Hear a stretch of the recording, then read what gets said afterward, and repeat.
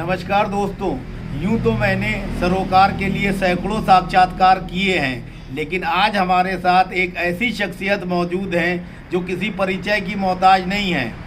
देवदत्त जी, जो कि नोएडा अथॉरिटी के सीईओ और अध्यक्ष रहे हैं, कमिश्नर रहे हैं, डीएम रहे हैं, पूर्व आईएएस। देवदत्त जी आजकल पब्लिक पुलिस एनजीओ के महासचिव हैं और पूरे देश में गरीब तबके के लोगों, कमज़ोर असहाय लोगों की मदद के लिए ये संस्था काम कर रही है, जिसमें बहुत बड़े बड़े आईएएस, आईपीएस, रिटायर्ड जज शामिल हैं जो कानूनी तौर पर लोगों की मदद करते हैं। तो आइए जानते हैं देवदत्त जी से कि उनकी संस्था क्या क्या कर रही है। नमस्कार। नमस्कार। अच्छा, ये बताइए कि समाज के और किन वर्गों को आप पब्लिक पुलिस एनजीओ से जोड़ना चाहेंगे और जो लोग जुड़ रहे हैं उनके बारे में कुछ बताएं। देखिए, हमारे जो ट्रस्ट है उस ट्रस्ट में सुप्रीम कोर्ट बार एसोसिएशन के जो उपाध्यक्ष हैं मिस्टर प्रदीप राय, वो हमारे ट्रस्टी हैं। इसी प्रकार आपने पूछा देवेंद्र राय से, तो मैं बताना चाहूँगा मिस्टर अनिल महेश्वरी, जो हिंदुस्तान टाइम्स के 40 साल तक काम किया, वो उसके ट्रस्टी हैं। अभी रिसेंटली मिस्टर ध्रुव अग्रवाल, हिंदी खबर, वो हमारे एग्जीक्यूटिव बने हैं मेंबर। तो इस तरह से समाज की जो डिफरेंट बहुत इंपॉर्टेंट पोजीशन के लोग हैं जो समाज को एक दिशा देते हैं, वो सारे लोग हमसे जुड़े। सर, मेरा सबसे पहला सवाल ये है कि आप डीएम भी रहे हैं, कमिश्नर भी रहे हैं, मुख्य कार्यकारी अधिकारी, चेयरमैन भी रहे हैं। जनता से आपका हमेशा सरोकार रहा है और आप एक ऐसे अधिकारी के तौर पर प्रख्यात हैं कि जो जनता के बीच में काफी लोकप्रिय भी रहे हैं। अब सेवानिवृत्त होने के बाद आप पब्लिक पुलिस एनजीओ चला रहे हैं, उसके राष्ट्रीय महासचिव हैं। ये पूरी संस्था कर क्या रही है और इसका मेन उद्देश्य क्या है? कि जैसा कि नाम है पब्लिक पुलिस, हर सिविलियन एक पुलिस का भी काम करता है और हर पुलिस एक सिविलियन की है, लेकिन पब्लिक और पुलिस के बीच में एक बहुत बड़ा गैप है। उस ब्रिज को स्थापित करने के लिए पब्लिक पुलिस की स्थापना की ताकि पब्लिक और पुलिस के मध्य पूर्ण रूप से सामंजस्य स्थापित हो सके। पुलिस भी इस सोसाइटी का पार्ट एंड पार्सल है। जैसी हमारी सोसाइटी है वैसी हमारी पुलिस है। पुलिस के बारे में कुछ धारणाएं ऐसी बनी हुई हैं कि पुलिस ये नहीं करती, पुलिस वो नहीं करती, लेकिन आपको बताऊं, मेरा एक्सपीरियंस ये है कि पुलिस 24 घंटे अपने कार्य में तत्पर रहती है, फिर भी उनको समाज के अंदर उनका वो रिकॉग्निशन नहीं है जो होना चाहिए। कारण इसके बहुत सारे हो सकते हैं। हम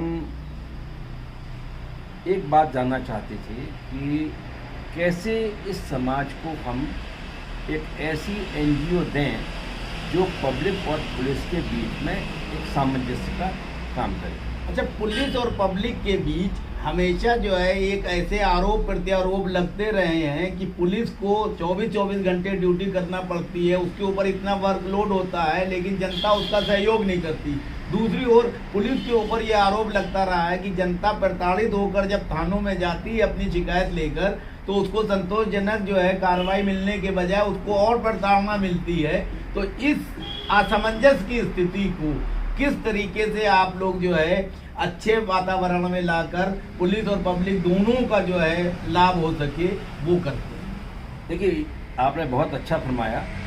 हम लोगों का मेन उद्देश्य यही है कि कैसे पब्लिक के बीच में पुलिस के प्रति एक कॉन्फिडेंस डेवलप करें और कैसे पुलिस के अंदर भी, पुलिस पर्सनल है, वो भी ह्यूमन बीइंग है, तो उनके अंदर भी एक पब्लिक के प्रति एक रेस्पेक्ट की भावना, एक कार्य करने की प्रणाली चेंज हो, ऐसी भावना डेवलप हो, ऐसा हम लोगों का मकसद है। अच्छा सर, जैसे कोई व्यक्ति जो है पुलिस थाने में जाता है, किसी तरह की शिकायत करता है, उस पर कार्रवाई नहीं होती है और वो प्रताड़ना महसूस करता है, तो ऐसी स्थिति में वो पीड़ित पक्ष आपके पास आता होगा, तो उसमें आपका जो है प्रथम दृष्टया या जो है क्या निर्णय होता है और उसको किस तरह से राहत पहुँचाते हैं? देखिए, मैं बताऊँ, समाज के अंदर जो भी कुरीतियाँ हैं हमारी, और समाज के अंदर जो विसंगतियां हैं, गरीब आदमी का, जैसे अक्सर कहा जाता है कि गरीब आदमी की सुनवाई कहीं नहीं है। हम सबसे पहले उन लोगों के लिए हैं जिनकी कहीं कोई सुनवाई नहीं है। उनके लिए अगर हमारे पास कोई इस तरह सूचना आती है तो हम संबंधित पुलिस अधिकारियों को उनको अवगत कराते हैं, उनको परसू करते हैं, और जितने भी इस तरह के केसेस हमारे सामने आते हैं तो हम ये कोशिश करते हैं कि उन व्यक्तियों को न्याय मिल सके पुलिस पर्सनल और पुलिस अधिकारियों के माध्यम से। सर एक सवाल और, अक्सर ये देखने में आया है कि जो सरमायादार लोग होते हैं, धन बल जिनके पास होता है, जिनके पास बड़े बड़े अधिकारियों से रसूख होता है, मंत्रियों नेताओं तक पहुंच होती है, उनकी बात तो थानों में सुनी जाती है, लेकिन एक प्रताड़ित व्यक्ति को वो लोग प्रताड़ना देते हैं, तो उन लोगों से आप कैसे निपटते हैं जो रसूखदार लोग हैं? देखिए, अब टाइम बहुत चेंज हो गया, सोशल मीडिया का समय समय आ गया। इस समय हर व्यक्ति के पास ऐसे ऐसे मोबाइल लिए लोग घूम रहे हैं कि किसी भी कहीं जगह कोई घटना होती है तुरंत उसकी वीडियो रिकॉर्डिंग लोग करते हैं और उसको नेट पर डाल देते हैं। तो अब वो चीज़ नहीं है जो आज से 10 साल पहले हुआ करती थी, 5 साल पहले हुआ करती थी। हर चीज़ सोशल मीडिया पर आ जाती है और उसका संज्ञान संबंधित वरिष्ठ पुलिस अधिकारी और शासन भी लेता है। कई जगह कई राज्यों में ऐसा देखने में भी आया है। और फिर उसके बाद अगर कोई चीज़ ऐसी होती है, ह्यूमन राइट कमीशन बने हुए हैं, स्टेट ह्यूमन राइट कमीशन है, सेंट्रल ह्यूमन राइट कमीशन है, हमारे कोर्ट्स हैं, उसो मोटो भी इसका एक्शन नहीं लेते हैं। तो अब सिस्टम बिल्कुल चेंज हो गया है because of change of this, ये जो सोशल मीडिया और टेक्नोलॉजी का इतना ज़बरदस्त उपयोग हो रहा है इस समय। तो अब वो ज़माना नहीं है कि जो ज़माना पहले हुआ करता था। अब एक एक की लोकेशन, एक एक कांस्टेबल की और एक एक अधिकारी की लोकेशन मोबाइल फ़ोन पर तुरंत लोग पूछ लेते हैं, भाई हमें वीडियो कॉल करिए, बताइए कहाँ पर है।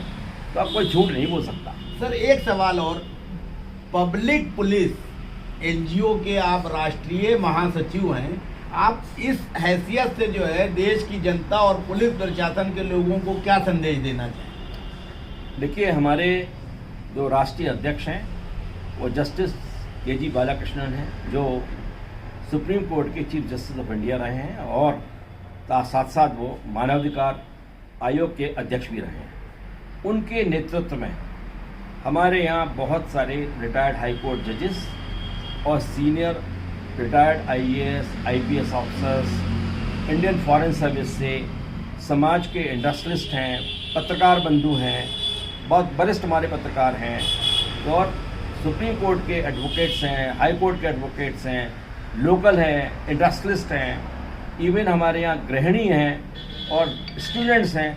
समाज के सभी लोग हमसे जुड़े हुए हैं और हर व्यक्ति किसी न किसी रूप में अपना योगदान दे रहा है।